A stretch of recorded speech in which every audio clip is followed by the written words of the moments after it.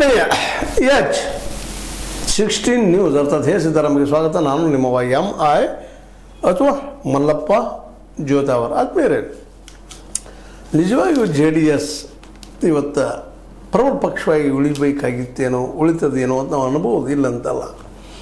ಆದರೆ ಆ ಪಕ್ಷಕ್ಕೆ ಅಂಟಿದ ದೊಡ್ಡ ಕಳಂಕ ಅಂದ್ರೆ ನಮ್ಮ ಪ್ರಜ್ವಲ್ ಮತ್ತು ಅವರಪ್ಪ ರೇವಣ್ಣ ಇವರಿಬ್ಬರು ಮಾಡಿದಂಥ ದೊಡ್ಡ ತಪ್ಪುಗಳಿದೆ. ಒಪ್ಪದಂತೆ ಮಗನಿಗೆ ಶಿಕ್ಷೆ ಆಗ್ಯದ, ಜೈಲದಲ್ಲಿದ್ದಾರೆ, ಅದರಿಂದ ಹೊರಗೆ ಬರೋಕ್ಕೂ ಏನೋ ಪ್ರಯತ್ನ ಮಾಡ್ತಾ ಇದ್ದಾರೆ. ಅಪ್ಪನ ಮೇಲೆ ಅಂದರೆ ರೇವಣ್ಣ ದೇವೇಗೌಡರ ಮೇಲೂ ಆರೋಪಗಳಿದ್ದಾವೆ. ಅದು ಹೈಕೋರ್ಟ್ನಲ್ಲಿ ಬಂದದ.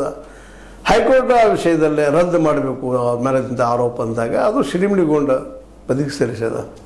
ಅಂದರೆ ಇವರಿಬ್ಬರ ಕಾರಣದಿಂದಾಗೆ ಸಟ್ಟಾಕಾಯ್ತಾ JDSಗೆ. ಯಾಕಪ್ಪ ಇಂಥ ಕೆಲಸ ಮಾಡಿದರು ಅಂತ ಇವತ್ತು ಅತ್ಯಂತ ನೋವಿನಿಂದ ಅದರ ಬೆಂಬಲಿಗರು ಮಾತಾಡ್ತಾ ಇದ್ದಾರೆ. ಯಾಕಂದರೆ ಇವತ್ತು ಕುಮಾರಸ್ವಾಮಿಗಳ ಬಗ್ಗೆನೋ ಅವರೇನೋ ವೈಯಕ್ತಿಕ ಬದುಕಿನ ಬಗ್ಗೆ ಒಂದು ಸ್ವಲ್ಪ ಆ ಭಾಗದಲ್ಲಿ ಒಳ್ಳೆಯ ಅಭಿಪ್ರಾಯ ಇಲ್ಲ, ಗೊತ್ತದ ನಿಮಗೆ. 2 ಮದುವೆ ಮತ್ತೇನೋ ಸಂಸಾರಗಳು. ಇನ್ನು ಕೆಲವೊಂದು ಅವ್ರ ಕಾಲದ ನಮ್ಮ ದೇವೇಗೌಡರ ಕಾಲದ ರಾಜಕೀಯ ಜನ ಒಂದಿಷ್ಟು ಮಾತಾಡ್ತಾ ಇರ್ತಾರೆ ಅಲ್ಲಿ ಹಾಸನ ಏರಿಯಾದಲ್ಲೇ. ಇವೆಲ್ಲವೂ ಇವತ್ತು ಅವ್ರಿಗೆ ವೈರಿ ಆದವನ ಅಂತ. ವಿಶೇಷವಾಗಿ ಎಲ್ಲ ರಾಜಕಾರಣಿಗಳಲ್ಲಿ ಹೆಚ್ಚು ಕಡಿಮೆ ಇರ್ತದೆ, ಎಲ್ಲೂ ಪ್ರಾಮಾಣಿಕರು ಭಾಳ ಕ್ವಚಿತ್ ಇವತ್ತಿನ ಪರಿಸ್ಥಿತಿ ಒಳಗೆ. ಇವ್ರು ಸಿಕ್ಕಾಕಿಕೊಂಡ್ಬಿಟ್ಟಿದ್ದಾರೆ, ಆರೋಪಗಳಿದ್ದಾವೆ, ಕೋರ್ಟ್ನಲ್ಲಿ ಕೇಸ್ಗಳಿದ್ದಾವೆ. ಈಗಂತೂ ಪ್ರಜ್ವಲ್ ರೇವಣ್ಣಗಂತೆ ಶಿಕ್ಷೆ ಆಗ್ಯದ, ಕನ್ವಿಕ್ಟ್ ಅಂದ್ರೆ ನೆಕ್ಕಿಪ್ಪ ಅಂದಾಗ. ಇವ್ರ ಅಪ್ಪರ ಮೇಲೂ ಅದೇ ಇದೆ, ತೂಗತ್ತಿದ್ದಂಗೆ ಯಾವ ಬೇಕಾದ್ರೆ ಬೀಳ್ಬೋದು. ಹಾಗಾದ್ರೆ ಮುಂದೆ ಏನು ಅಂತಿದ್ದು ಈ ಪಾರ್ಟಿ ಗತಿ ಏನು? ನಾಯಕರು ಇಲ್ಲ. GT ದೇವೇಗೌಡರು ಇದ್ದರು, ಕೊನೆಗೆ ನಮ್ಗೆ ಇಬ್ರಾಹಿಂ ಅವರು ಇದ್ದರು, ಮಾತಿನ ಮಲ್ಲ. ಕೇಳಿ ಪ್ರತಿಯೊಂದಕ್ಕೂ ವಚನ ಹೇಳ್ತಾ ಜನರನ್ನು ಮುಗ್ಧಗೊಳಿಸುವಂಥ ವ್ಯಕ್ತಿ. ಜೊತೆಗೆ GT ದೇವೇಗೌಡರು ಮೈಸೂರು ಏರಿಯಾದ್ರೆ ಒಳ್ಳೆ ಪ್ರಬುದ್ಧ ರಾಜಕಾರಣಿ.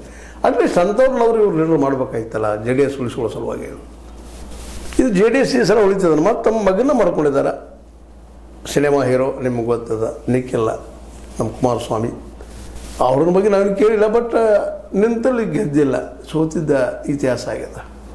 ಹೀಗಾಗಿ ಇವತ್ತು ಅತ್ಯಂತ ಅಡ್ಡಗತ್ತಲೆಯಲ್ಲಿ ನಮ್ಮ JDS ಉಳಿದದ. ಹೌದು, ಒಂದು ಪ್ರಾದೇಶಿಕ ಪಕ್ಷ ರಾಜ್ಯಕ್ಕೆ ಬೇಕು. ಆದರೆ ಇವತ್ತು ಅದಾಗಿ ಉಳಿತದನ ಇದು ಅನ್ನುವಂಥದ್ದು. ಯಾಕಂದ್ರೆ ಚುನಾವಣೆ ಬಂದಾಗ ಇನ್ನೂ ಏನೇನು ಬದಲಾವಣೆಗಳಾಗ್ತಾವ. ಎಷ್ಟರ ಮಟ್ಟಿಗೆ BJP ಇವ್ರ ಜೊತೆಗೆ ನಿಲ್ತದ ಅಥವಾ ಸಪೋರ್ಟ್ ಆಗ್ತದೆ ಇನ್ನೂ ನೋಡ್ಬೇಕಾಗಿದೆ. ಯಾಕಂದ್ರೆ ಅದು BJP ಈಗ ಸ್ಪಷ್ಟವಾಗಿ ತನ್ನದೇ ಆದ ಬಲವನ್ನು ಹೆಚ್ಚು ಮಾಡಿಸ್ಕೊಂಡು ಪ್ರಯತ್ನ ಮಾಡ್ಕೊಳ್ಲಿಕ್ಕತ್ತದ. ಯತ್ನಾಳರ ಮರಳಿ ಪಕ್ಷಕ್ಕೆ ತರುವಂಥ ಪ್ರಯತ್ನ ನಡೆಸದ. ಅದೇ ಕಾಲಕ್ಕೆ ಯಡಿಯೂರಪ್ಪನವ್ರಿಗೆ ಏನೋ ಕನ್ವಿನ್ಸ್ ಮಾಡ್ಲಿಕ್ಕೆ ಪ್ರಯತ್ನ ಮಾಡ್ಲಿಕ್ಕತ್ತದ. ಹೀಗಾಗಿ BJP ಎಷ್ಟರ ಮಟ್ಟಿಗೆ ಮುಂಬರುವ 2022ರಲ್ಲೇ ಸ್ವತಂತ್ರವಾದ ಮೀಡಿಯಾಗೆ ಬೇಕಾಗಿರುವುದು ಸ್ವತಂತ್ರ ಧ್ವನಿ. ಆ ಸ್ವತಂತ್ರ ಧ್ವನಿ ಉಳಿಸಲು ನೀವು ಮಾಡಬೇಕಾದದ್ದು ಇಷ್ಟೇ. ಅದೇನಪ್ಪಾ ಅಂತಂತಂದ್ರೆ ನಿಮ್ಮ ಕೈಲಾದಷ್ಟು ಸಹಾಯ ಈ ಚಾನಲ್ಗೆ ಮಾಡಿ ಹಾಗೂ ನಿಮ್ಮ ಧ್ವನಿಯನ್ನು ಕಾಪಾಡಿಕೊಳ್ಳಿ. ಈ ನಮ್ಮ HDK ಅವ್ರ ಜೊತೆಗೆ ನಿಂತಿತು ಅನ್ನುವಂಥ ಒಂದು ದೊಡ್ಡ ಪ್ರಶ್ನೆ. ಏನು ಮಾಡಿರ್ಬೋದು, ಕೆಲಸ ಇಲ್ಲಂತಲ್ಲ, ಅಲ್ಲ ಕೆಲಸ ಮಾಡಿದಾರ ಏನೋ. ಆದ್ರೆ ಒಂದು ಜನಮನ್ನಣೆಯನ್ನು ಪಡೆಯುವಂಥದ್ದು, ಜನರಿಗೆ ಬೇಕಾದಂಥ ವಿಷಯಗಳನ್ನು ತರುವಂಥದ್ರಲ್ಲಿ HDK ಅವರು ಇಲ್ಲಿವರೆಗೆ ಜನರು ಮುಟ್ಟೋದ್ರಲ್ಲಿ ಏನಪ್ಪ ಅಂದ್ರೆ ಅಪಯಶಸ್ಸನ್ನು ಸಾಧಿಸ್ತಾ ಇದ್ದರು.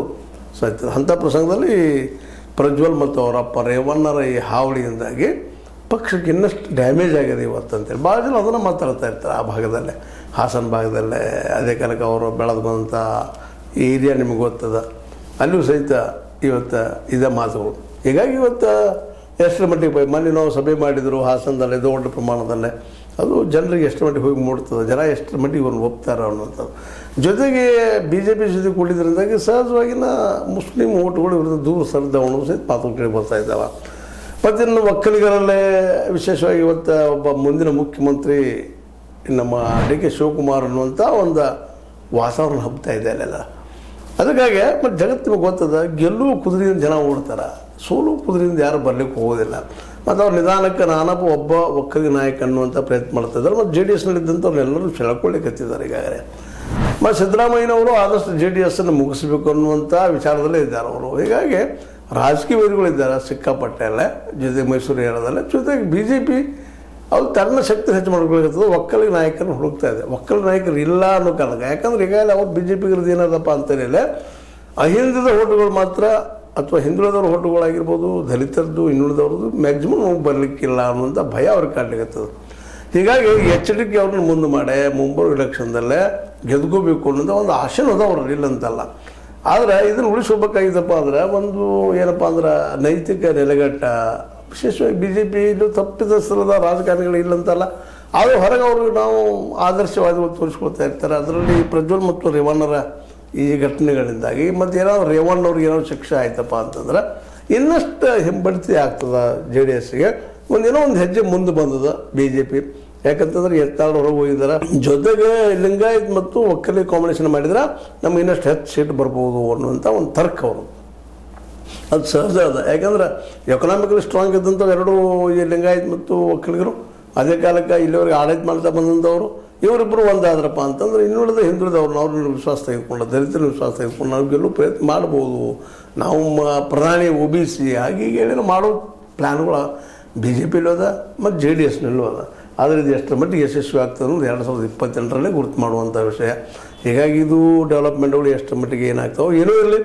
ಈಗ ರೇವಣ್ಣ ಅವ್ರ ಮೇಲೆ ಈಗ ಹೈಕೋರ್ಟ್ನಲ್ಲಿ ಒಂದು ಕೇಸ್ ಅದು ಏನಾಗ್ತದೆ ನೋಡ್ಬೇಕಾಯ್ತು, ಭಾಳ ಕುತೂಹಲದಿಂದ ಎಲ್ಲರೂ ನೋಡ್ತಾ ಇದ್ದಾರೆ. ಯಾಕೆ ಆ ಕೇಸ್ ರದ್ದು ಮಾಡಿಸ್ಬೇಕಿದ್ದೇನೋ ರೇವಣ್ಣ ಅವರು ಶತಪ್ರಯತ್ನ ಮಾಡ್ತಾ ಇದ್ದಾರೆ. ಆದರೆ ಹೈಕೋರ್ಟ್ ಅದಕ್ಕೆ ಸಮ್ಮತಿ ಕೊಡ್ತದನ ಅನ್ನುವಂಥದ್ದು. ಯಾಕಂದ್ರೆ ಒಬ್ಬ ಹೆಣ್ಮಗಳಂತ ಈ ಒಂದು ಲೈಂಗಿಕ ದೌರ್ಜನ್ಯದಿಂದಾಗೆ ಸಹಜವಾಗಿ ಯಾವಾಗಲೂ ಕೋರ್ಟ್ಗಳು ಅಥವಾ ಇನ್ನುಳಿದವರು ಯಾರ ಈ ಸಂತ್ರಸ್ತ ಇರ್ತಾರೆ ಅವ್ರ ಪರ ಅಂತ ನಿರ್ಧಾರಗಳು ಬರ್ತಾ ಇರ್ತಾವೆ. ಹೀಗಾಗಿ ಈ ನಮ್ಮ ರೇವಣ್ಣವರಿಂದ ಈಗಾಗಲೇ ಪ್ರಜ್ವಲ್ರವರಿಂದ ಸಾಕಷ್ಟು ಪೆಟ್ಟು ಬಿದ್ದಿದೆ ಪಾರ್ಟಿಗೆ. ಈಗ ರೇವಣ್ಣವರಿಂದ ಇದು ಪೆಟ್ಟು ಬಿಡುತ್ತದೆ. ಜೊತೆಗೆ ಇನ್ನೊಂದು ಏನಾಗಿದೆಪ್ಪ ಅಂದರೆ ಇನ್ನೊಂದು ನಾಯಕರಿಗೆ ಬೇಡಪ್ಪ ಅವ್ರು ಮನೆ ಮಂದಿನ ಮಾಡ್ತಾರೆ ಎಲ್ಲರೂ, ನಾವೇನಲ್ಲಿ ಹೋಗೋದಿದ್ದಕ್ಕೆ ಸುಮ್ಮನೆ ಅವ್ರು ಕಾಲಕ್ಕೆ ಹಾಕಿ ಹೋದಂಗೆ ಆಗ್ತದೆ ಅನ್ನೋಂಥದ್ದು ಭಾಳಷ್ಟು ವಾತಾವರಣ ಅಲ್ಲಿ ಕ್ರಿಯೇಟ್ ಆಗಿಬಿಟ್ಟದೆ. ಯಾಕಂದರೆ ಕೊನೆಯ ಅವರ ಅಸ್ತ್ರ ಎರಡಿದ್ದು, ನಮ್ಮ CM ಇಬ್ರಾಹಿಮ್ರು ಮುಸ್ಲಿಮರ ಓಟ್ಗಳನ್ನು ಸ್ವಲ್ಪ ಅಲ್ಲಾಡಿಸ್ಲಿಕ್ಕೆ, ಮಂದಿರ GT ದೇವೇಗೌಡರು ಅಲ್ಲಿಯ ಒಕ್ಕಲಿಗರ ಅಲ್ಲಿ ಒಬ್ಬ ಅತ್ಯಂತ ಪ್ರಬುದ್ಧ ಪ್ರಮುಖ ಹಿರಿಯ ನಾಯಕ, ಜೊತೆಗೆ ಸಿದ್ದರಾಮಯ್ಯನ ಸೋಲಿಸಿದವರು ಹೋದವರು. ಅಂಥವ್ರನ್ನ ಏನಾದರೂ ಅಧ್ಯಕ್ಷ ಮಾಡಿ ಮುಂದೆ ಬಿಟ್ಟಿದ್ರಪ್ಪ ಅಂದ್ರೆ ಒಂದು ಸ್ವಲ್ಪ ಆಶಯಗಳು ಚಿಗುರ್ತಿದ್ದು, ಇಲ್ಲಪ್ಪ ಇದು ಸೆಕ್ಯುಲರ್ ಪಾರ್ಟಿ ಅದ ಒಂದಿಷ್ಟು ಏನೋ ಅದೈತ್ರಲ್ಲ ಅಂತೇಳಿ. ಬಟ್ ಈಗ ನೋಡಿದರೆ ಮತ್ತು ನಮ್ಮ H D ಕುಮಾರಸ್ವಾಮಿಗಳು ಕೇಂದ್ರದಿಂದ ಬರೋವರು ಅದಕ್ಕೆ ಏನೋ BJP ಸಪೋರ್ಟ್ ಮಾಡ್ತಾರೋ ಇವತ್ತಂತ ಏನೋ ವಾತಾವರಣದ. ಆದರೆ ಇದೇ ಮನಸ್ಥಿತಿ BJPದು ಇಲೆಕ್ಷನ್ ಬರ್ತನೇ ಇರ್ತದ ಅನ್ನುವಂಥದ್ದು ಇನ್ನೊಂದು ಪ್ರಶ್ನೆ ಉಳ್ಳದ. ಒಂದಂತೂ ಕ್ಲಿಯರ್ ಆಗ್ಯದ, ಏನಪ್ಪ ಅಂತಂದ್ರೆ ಮೋಸ್ಟ್ ಪ್ರಾಬಬ್ಲಿ DK ಶಿವಕುಮಾರ್ ಅವರಂತೆ BJPಗೆ ಬಂದ ತಾನು ಮುಖ್ಯಮಂತ್ರಿ ಆಗ್ತಾನೋ ಅನ್ನುವಂಥದ್ದು. ನಾವು ಬಂದಿದ್ರೆ ಏನೋ ಅನುಕೂಲಗಳು ಆಗ್ತಾವೆ ತಿಳ್ಕೊಂಡಿದ್ರು. ಆದರೆ ಅವರು ಬುದ್ಧಿವಂತರಿದ್ದಾರೆ.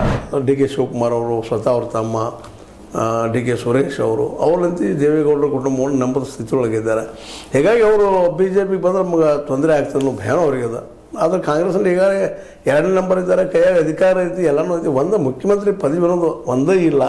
ಈ ಎಲ್ಲ ಕೆಲಸ ಮಾಡಿ ಕೊಡುವಂಗಾದ್ರೆ ಮುಖ್ಯಮಂತ್ರಿಗಳು ಅಂದಾಗ ಯಾಕೆ ಹೋಗ್ಬೇಕಲ್ಲ ಆ ಪದವಿಗಾಗಿ ಅನ್ನುವಂಥದ್ದು ಅವರಲ್ಲಿ ಮೂಡಿದ್ರಿಂದಾಗಿ ಇತ್ತೀಚೆಗೆ ಅವರು ಒಂದು ಪಾಯಿಂಟ್ ಪ್ರೋಗ್ರಾಮ್ ಮಾಡಿದ್ದಾರೆ. ಸಿದ್ದರಾಮಯ್ಯ ಏನಾದರೂ ಮಾಡಿ ತಮ್ಮ ಒಂದು ಪ್ರೀತಿಯ ಬಂಧನದಲ್ಲಿ ಹಿಡಿದಿಟ್ಟುಕೊಂಡು 2028 ಅವರಿಂದ ಸಪೋರ್ಟ್ ತೊಗೊಂಡು ನಾವು ಮುಖ್ಯಮಂತ್ರಿ ಆಗಬೇಕು ಕನಸು ಕಾಣ್ತಾ ಇದ್ದಾರೆ.